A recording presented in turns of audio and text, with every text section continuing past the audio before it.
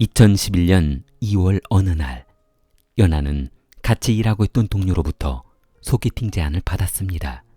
비록 교도소를 다녀오긴 했지만 성실하고 가정적일 것 같은 연한에게 동료는 좋은 인연이 있다며 소개시켜주겠다고 했습니다. 에이, 아이 참, 아이 그러지 말고 한번 만나봐. 나이도 너하고 10살 차이가 난단 말이야. 일단 만나보고 그때 싫으면 싫다고 말하면 되잖아.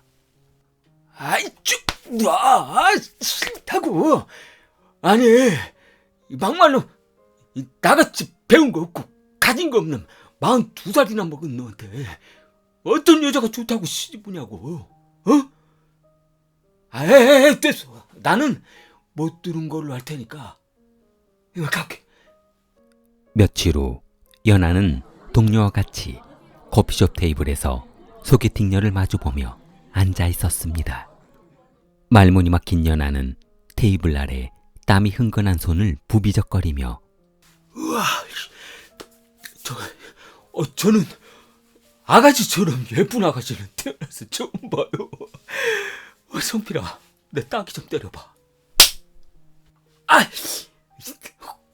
꿈은 아니네요. 직장 동료는 연한이 농담으로 한 말을 진담으로 알아듣고 연한의 귀싸대기를 때려버렸습니다. 그런데요. 이렇게 아름다우신 분이 뭐가 하셔서 저같이 일자무지게 똥자로 비벼서 웃겨놓은 것 같은 놈을 만나러 이렇게 나오신 거예요? 동료는 연한의 말을 중간에 끊으며 두 손을 탁자 위 허공에 휘휘 저어댔습니다. 그리고 연한의 한쪽 팔을 붙잡으며 속삭였습니다. 스탑. 그만. 나중에 회사 가서 말해줄게. 오늘은 그냥 얼굴만 보고 인사. 연하는 무슨 영문인지 몰라 고개를 끄덕이며 동료 성필의 부탁대로 더 이상 질문을 하지 않았습니다.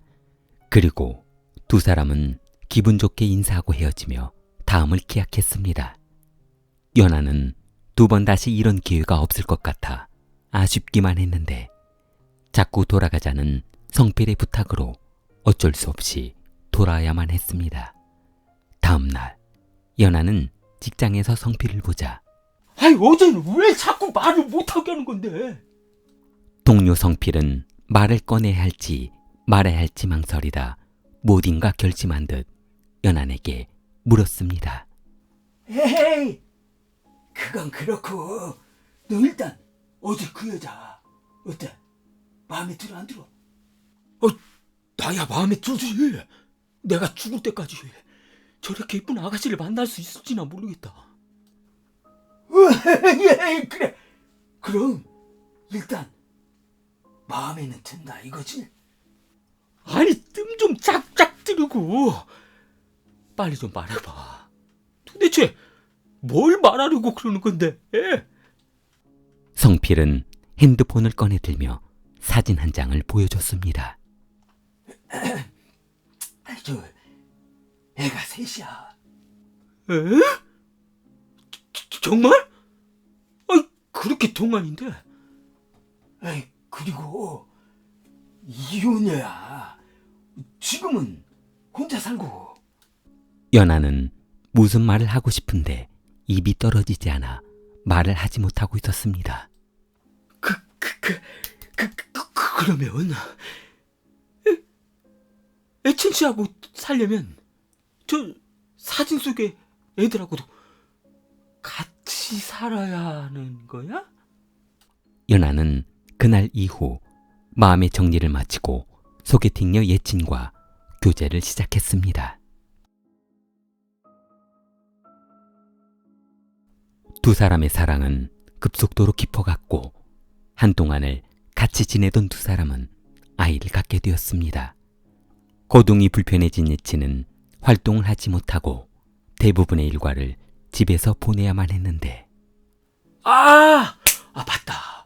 자기야, 우리 애도 임신했으니까 조만간 혼인신고하러 동사무소 한번 다녀와야겠다.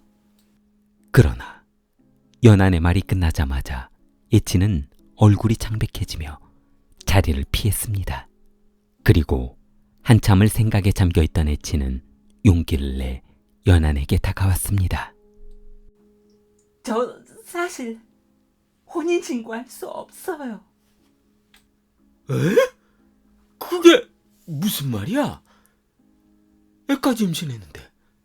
저 사실 전 남편하고 완전히 끝난 것이 아니라 따로 살기는 하는데 서류가 아직 정리가 안 됐어요. 남편의 구타 때문에 이혼하기는 했어요. 좀 기다리시면 서류 정리 곧 될 거예요. 연한은 부인의 배가 불러오자 더 많은 돈을 벌기 위해 밤낮으로 열심히 일했습니다. 예치는 낯선 도시에서 아는 사람 하나 없이 남편과 지내야 한다는 것이 쉽지 않았습니다. 그러다 보니 아이들은 고향 친척집에 맡기고 남편과 맞벌이 부부로 살기 시작했는데 부인 예치는 고향에 있는 사촌집에 맡기고 온 아이들이 걱정되어 수시로 전화를 해봐야 했습니다. 저기 우리 애들 잘 지내고 있지? 어디 아픈 데는 없고? 사촌 펑웨이는 요즘 아이 학교 문제로 한참 골머리를 앓고 있다며 속상해서 더 이상은 못 봐주겠다고 했습니다. 전화통화를 마친 부인이 속상해 있는 모습을 보자 연한의 가슴도 미어지는 것 같았습니다. 본인의 가난했던 어린 시절을 보는 것 같았습니다. 그러자 마음 좋기로 소문난 연한은 이번 기회에 그녀의 사촌 펑웨이를 저녁 식사에 초대하기로 했습니다.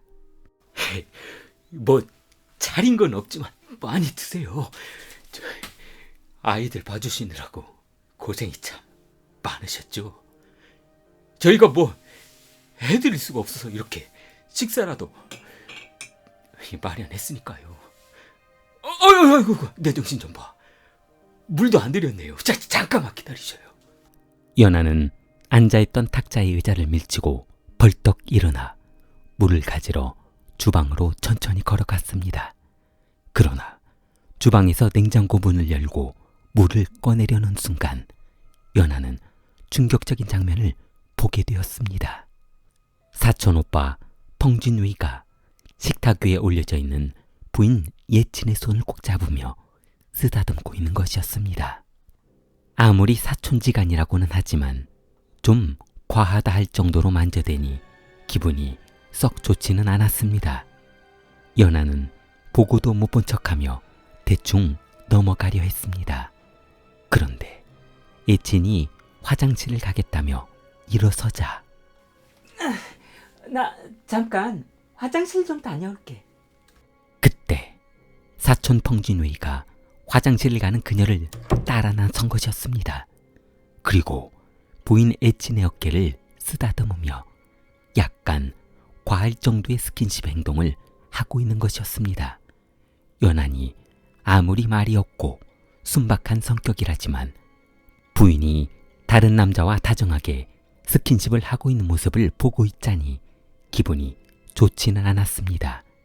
그날 저녁 잠자리에 들기 전 연하는 여보, 오늘 당신 그 사촌 펑진뇌하고 스킨십이 너무 과한 거 아니야? 뭐? 아까 물 가지러 가면서 살짝 봤거든. 그런데 아무리 사촌이라고는 해도 스킨십이 너무 강하더라고. 보기 좀 그랬어. 다음에는 좀 안 했으면 좋겠는데. 뭐? 아니, 자기 지금 친척이 고작 내 어깨 좀 만졌다고 질투하는 거예요? 참나, 사람 속이 이렇게 밴댕이 소갈머리처럼 좁아가지고 어떻게 산다고?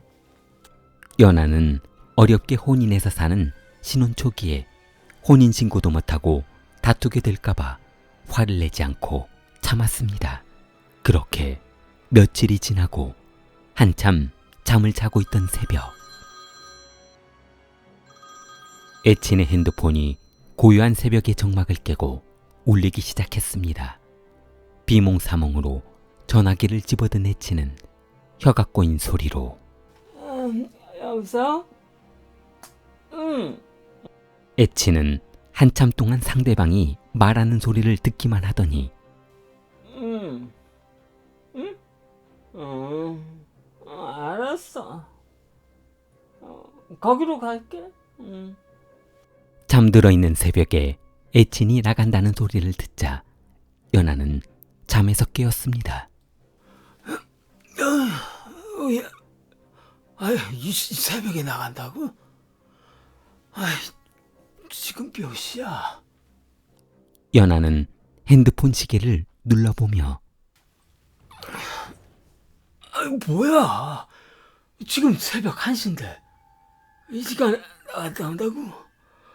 아이, 누군데 이 시간에 불러? 애치는 남편의 만류에도 불구하고 잠시 나갔다 오겠다며 주섬주섬 옷을 챙겨 입고 집을 나섰습니다. 그러나 다음날 아침이 되어도 애치는 돌아오지 않았습니다. 임신한 몸으로 새벽에 어디를 나가서 돌아오지 않은 것인지 걱정이 되었던 연하는 부인에게 전화를 해보았습니다. 그러나 부인은 전화를 받지 않았습니다. 부인 애치는 바람이나 그날 새벽 전화를 받고 도주한 것이었습니다. 일주일이 지나고 2주일이 지나도 그녀는 돌아오지 않았습니다.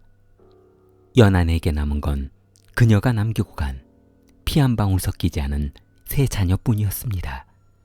연한은 분노가 치밀었습니다. 아니, 도대체 애진 씨한테 무슨 일이 있는 거야? 연락이 돼야 안심을 하지. 설마 못된 놈들한테 끌려가서 험한 꼴을 당하고 있는 건 아니겠지? 나 미치겠네. 연하는 그녀가 남기고 간 세 자녀를 홀로 키우며 비참한 생활을 지속했습니다. 그런 연한의 속을 모르고 있던 마을 사람들은 연한이 지나가면 험담하기 시작했는데 에이, 모자라도 한참 모자라고. 저는 바보 소모자는 멍청이가 평생 같은 놈이 여자한테 사기당했어. 어떻게 당할 수가 있나? 그 여자애들을 죄다 키우고 있다래. 연한에게 모르는 전화번호로 전화 한 통이 왔습니다. 연한은 전화번호를 확인한 후 고개를 갸우뚱하며 전화를 받아봤습니다. 처음 보는 번호인데? 여보세요? 누구?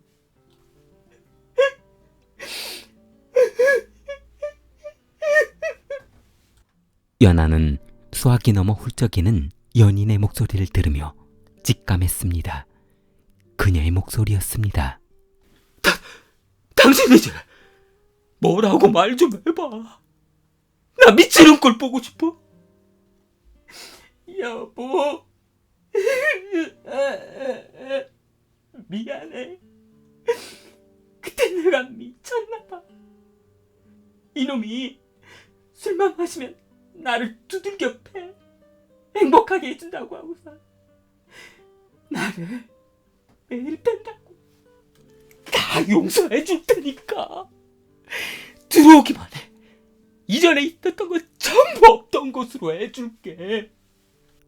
부인 애치는 바람이 나서 집을 나간 지 한 달 만에 돌아오게 되었는데 복수하겠다던 남편 연하는 모든 것을 없던 것으로 하겠다며 신혼 때처럼 그녀에게 잘해주었습니다. 그러나 집에 돌아온 애치는 몸이 불편하다며 집안일은 손 하나 까딱하지 않고 인근 이웃집에 포커를 치러 다니기 시작했습니다. 뭐야? 또 다 잃었어? 아니, 내가 용돈 준 지가 며칠이나 됐다고 벌써 다 잃어. 이번에 넉넉하게 줄 테니까 아껴 써. 그러나 애치는 갈수록 큰 금액의 돈을 요구했고 연하는 이러다 모든 돈을 부인 도박판에 날릴 수 있다고 판단하고 돈을 주지 않았습니다. 남편이 더 이상 돈을 주지 않자 애치는 화가 머리끝까지 났습니다. 뭐? 그래, 이렇게 나오시겠다? 꼴랑 몇 푼 손에 쥐어주고 이것 가지고 떨어지라는 거야? 통장 줘봐. 줘보라고! 그동안 모아둔 돈 있을 거 아니야. 없어. 없다고. 애 낳고 살려면 우리 정신 차려야 돼. 그래. 너 두고 봐. 후회할 날이 올 거니까. 며칠 후 퇴근하던 골목길에 낯선 남성 서너 명이 연안을 기다리고 있었습니다. 그리고 연안을 붙잡아 언덕으로 끌고 갔습니다. 연안은 영문도 모른 채 남성들로부터 안면이 함몰될 정도로 맞아 땅바닥에 머리를 쳐박고 있었습니다. 그때 한 여성이 건장한 남성들 사이를 비집고 나왔습니다. 야, 그러니까 그때 순순히 줬으면 이런 일로 서로 감정 상할 일은 없잖아. 너는 애가 멍청한 거냐? 덜 떨어진 거냐? 아니야. 그게 아니야. 생긴 것도 조금 모자란 놈 같은데. 애체는 땅바닥에 고개를 쳐박고 있는 연안 쪽으로 다가와 쪼그리고 앉았습니다. 애체는 연안의 볼을 쓰다듬으며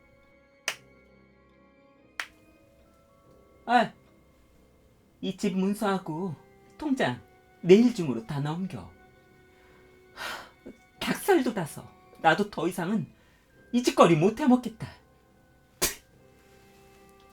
연안은 살려달라며 두 손으로 싹싹 빌며 애원했습니다. 애칭과 폭력배들은 연안을 풀어주며 약속을 지키라고 협박했습니다. 연안은 모든 것을 포기하고 부인에게 모든 것을 다 주기로 마음먹으며 자리를 벗어났습니다. 집에 돌아온 연아는 겁에 질린 표정으로 모든 것을 포기하기로 했습니다. 그리고 통장과 집문서를 그녀에게 주기 위해 울먹이며 집안을 뒤적였습니다.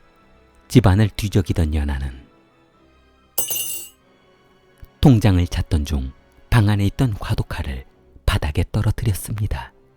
그리고 칼을 집어들며 잠시 생각에 잠겼습니다. 연아는 부엌에서 칼을 바꿔 들고 그녀를 미행하기로 했습니다. 다음 날 저녁 그녀의 동선을 확인한 연아는 그녀가 인근 주택 2층 집으로 올라가는 모습을 목격했습니다. 천연이 왜 저기로 올라갔지?